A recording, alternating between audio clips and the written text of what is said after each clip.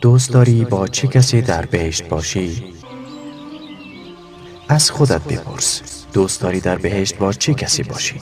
با خانواده‌ات؟ چون هر یک از ما وقتی کوچک بود دوست داشت خانواده در یک شب نشینی زیبا که مملو از محبت و دوستی است جمع شوند. تصور کن قصرهای ما در بهشت کنار هم قرار دارد. فرشتگان را در باغ قصرت می‌بینی. والملائکة یدخلون علیهم من کل باب سلام علیکم. و فرشتگان از هر در بر آنان وارد می شوند، گویند سلام بر شما باد. عشق و محبت دلهای من را پر می کند. سلام قولا من رب الرحیم. گفته می شود سلام بر شما باد به عنوان سخنی از سوی پروردگار مهربان. لا يسمعون فيها لغوا ولا تأثیما الا قیلا سلاما سلاما. در آنجا نه سخن بیهوده و نه حرف گناه آلود بشنوند مگر این سخن را که همگی سلام گویند و سلام. سلام بهشت را پر می کند. سرای سلام یعنی دارالسلام. دلهایشان یکیست، در میانشان اختلاف بغض و کینه نیست. هر آرزویی که در دل تو باشد در دل همگیست. هر چی آرزو کنی محقق می شود. چی آرزو می کنی؟ از همین حال آرزو کن. چی آرزویی برای خودت داری؟ لهم ما یشاءون فیها ولدینا مزید. آنان در آنجا هر چی خواهند دارند و در نزد ما افزون بر این است. ملاحظه کن، ما یعنی هر چی اشتها کند. و فیها ما تشتهیه الانفس و تلذ الاعین و انتم فیها خالدون. و در آنجا آنچه دل خواهد و دیدگان از آن لذت برند وجود دارد و شما در آنجا جاودان خواهید بود. چه آرزو می کنی؟ محبت و دوستی می خواهی؟ آن موجود و مداوم است و هرگز سست نمی شود. تصور کن تو و همسرت. از انس رضی الله تعالی عنه روایت شده است که رسول الله صلی الله علیه و سلم فرمودند: إن في الجنة سوقا يأتونها كل جمعة فتهب ريح الشمال فتحث في وجوههم وثيابهم فيزدادون حسنا وجمالا فيرجعون إلى أهليهم وقد ازدادوا حسنا وجمالا فيقول لهم أهلوهم والله لقد ازددتم حسنا وجمالا فيقولون وأنتم والله لقد ازددتم بعدنا حسنا وجمالا.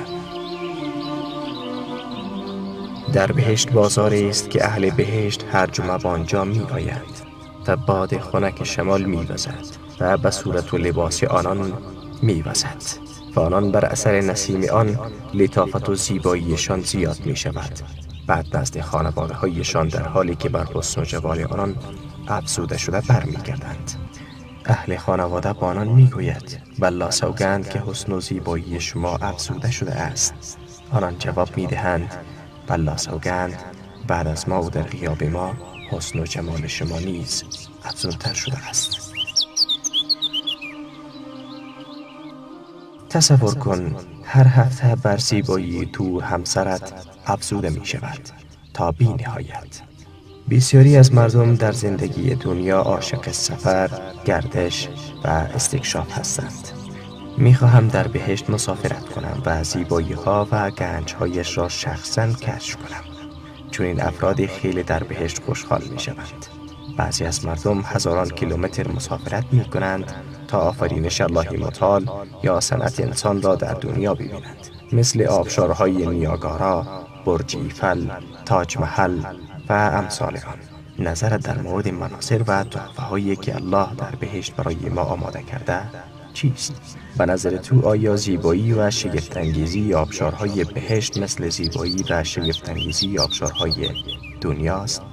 خودت و همسرت را در حال گردش در جزیره خصوصی خودتان در بهشت تصور کن که در آن شیرین ترین دریاها و رودها قرار دارد.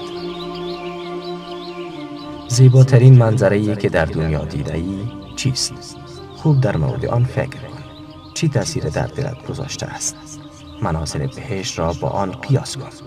تأثیر بزرگ آن بر قلبت چگونه خواهد بود؟ این سفر چند سال طول خواهد کشید؟ آرزو میکنی یک سفر دور بهشت داشته باشی؟ بهشتی که پهنایش به اندازه آسمان ها و زمین است.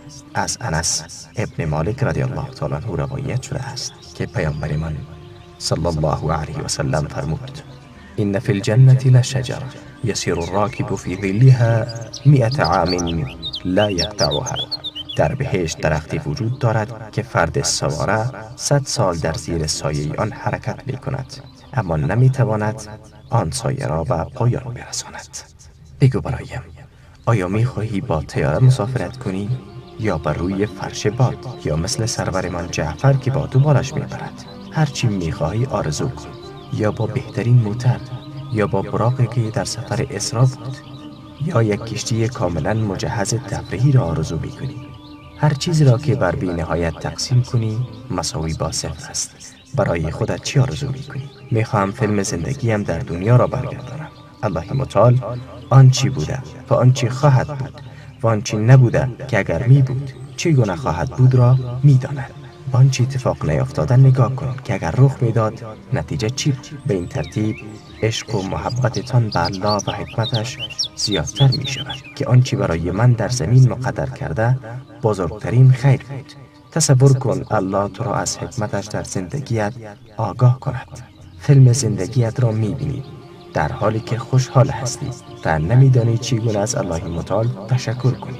هر چی را در دنیا برایت اتفاق افتاده یادآور می شوی. فکر کن چرا فلان روز غمگین شدی و گفتی پروردگارا چرا فلان رزق را در اختیارم قرار ندادی؟